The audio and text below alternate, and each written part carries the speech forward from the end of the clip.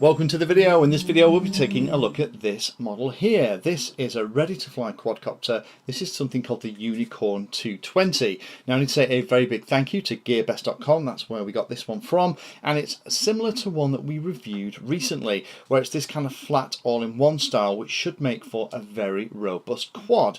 Now in this kit you get pretty much everything that you need to go and fly. The only thing that you're missing is an FPV antenna and some FPV goggles, as well as the model itself. You also get things like the charger, you get a charger cable. This one was wrong for the UK, but there's a standard kind of 2-pin connector. You get the battery, you get spare props with it, and you also get the radio too. So in a very nicely presented box you get everything that you want to go and fly.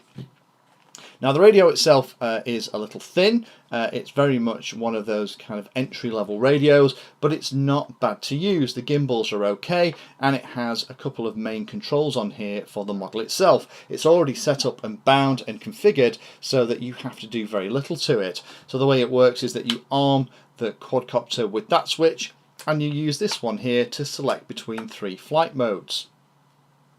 In addition to that, you also get things like the battery. Now the battery that's come with it is this thing here. This is a FPV style 1500 mAh 3S pack.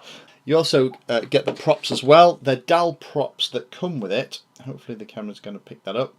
They're 5 by 4.5 inch props. You get a little tool that you can even use to hold the motors while you screw everything on, and also acts as a little wrench for them too. So it's a nice looking little model. The FPV system's not bad. The camera is tiltable, not as tiltable as I'd like it. It's quite a small little camera in here with limited adjustability. It's a 700 TVL line camera, so we'll see what that's like in practice. In the manual itself that goes through all of the quick start setup bits and pieces, it's relatively easy and straightforward to set up, and it does have all the frequencies on the back for the FPV transmitter. Sadly, the FPV transmitter on here is only 8 channel, and those 8 channels are all band A. So if you fly a lot of Fat Shark stuff like I do, which most things are band F, you're going to have to change it. The receiver itself, it says on the website it's PPM, but it's actually connected via S-Bus. We'll look at that in a second. The flight controller is an F3 base flight controller, so it's kind of current generation, which is going to be handy. And the little motors themselves are a nice size for this kind of class of model. It's a 2204-2300 with 20 amp ESCs. Now we were very interested in what was inside here, particularly to see whether or not you could actually change the receiver for another radio.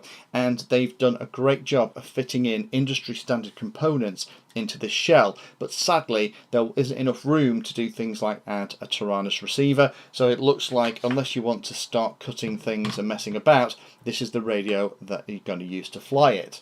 So now we've said those things, let's just plug it into the computer, into Cleanflight. There's a USB port here at the side so you can talk to things, and it looks like these are 2 little red LEDs at the back. Apart from that, this is pretty enclosed. So let's plug a USB cable in here, go on the computer and see what the default configuration is. Now in the setup instructions it doesn't talk about setting up to a computer, so in theory this should all be ready to rock and roll. So if you're a pilot that doesn't want to play with things like Cleanflight configuration, flashing flight controllers, setting up modes, all that kind of stuff, this should be more for you. But I can't resist having a look in Cleanflight and seeing what we've got. So here we are on the computer. I've got the radio turned on and I've plugged the USB cable into the side of the model. It's appeared here as COM5. We're just going to click connect. So there is the model sat level on the desk.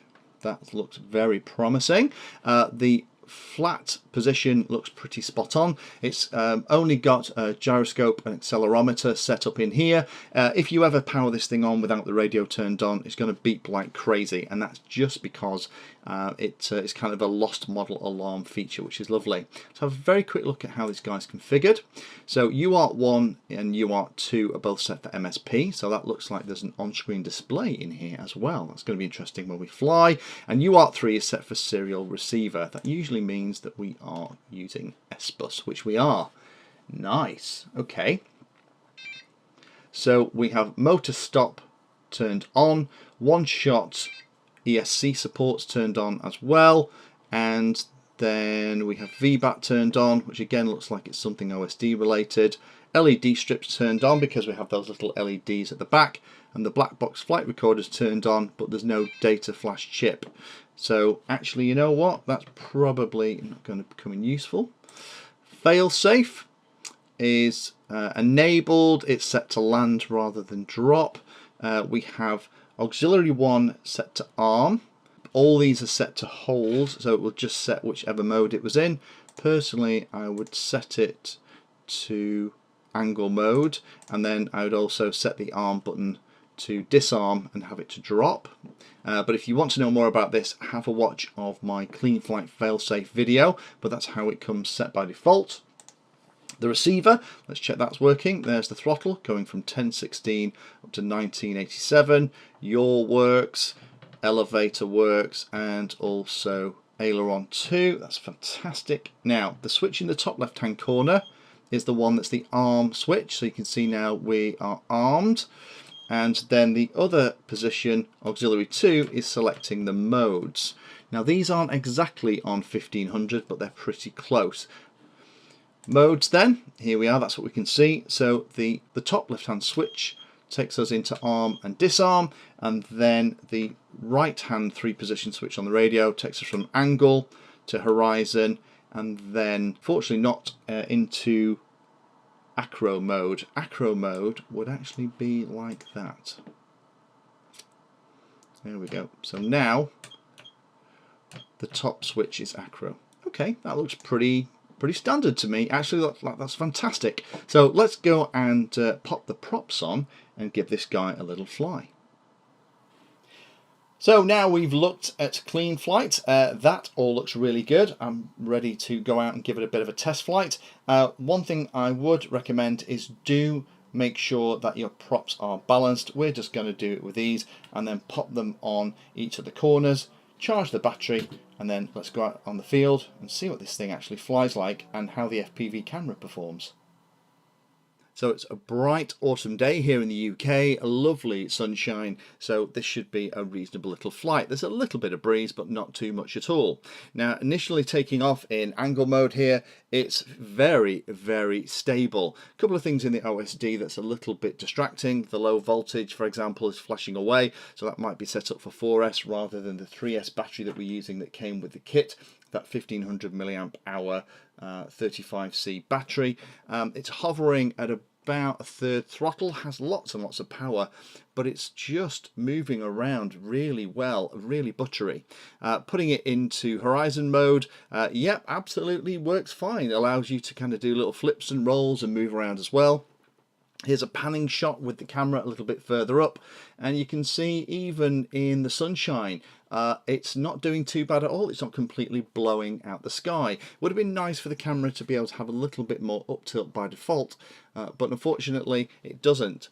Now, we did have a couple of crashes playing with this, and unfortunately some of those resulted in some pretty high falls, but this is a line of sight flight immediately after that crash that we just saw, and didn't bother it at all. It's a very robust model. I had a lot of fun here, and when you disarm it, it goes into kind of a summary mode for the on-screen display. So in summary, what do I think? I like it. This is a great little model actually, and it's one that is well set up. There's a nice specification, it's pretty bulletproof. I mean, we've had some fantastic little crashes, you can tell by the bits of foliage that's still stuck in the frame, and it just didn't care at all. The way the battery fits on the top kind of protects the antenna in a crash. This one was bent slightly and the battery was almost ejected despite the big bits of Velcro on the top, and it doesn't care. You just put it all back together and away you go. The radio in practice isn't as bad as I expected it to be. Once you've got those setup bits and pieces done, then it flies really well. You do have to remember, of course, that this is the arming switch, and when you finish flying, particularly if you're a new pilot, remember to flick the arming switch off. Otherwise, as soon as you plug it in next time and it initializes, then the motors will immediately start to run. Couple of things that I wish it would have had that would have made it a absolutely stellar model rather than just a very, very good one. The limitation of just having the 8 frequencies, and them not being in some of the more common bands that I use was disappointing. And the other thing as well is that the ability to only use it with this radio, with there being basically no room in here at all for you to add your own receiver for another radio, means that this is not really for those of us that already have invested in things like Taranis radios and other pieces, but as a very capable model for somebody that's been practicing with smaller FPV quads and wants to move up to something a little bit bigger but doesn't have a radio. This is definitely worth looking at. Thank you for taking the time to watch that video. There are lots of other videos on the channel and they're carefully ordered into playlists, so you may find that there are other videos on this same subject that you can go and watch. So I would recommend going into the playlist area of Painless 360 YouTube channel and looking around and seeing what there is. You never know what you might find. Thanks for watching. Please like, subscribe, and happy flying.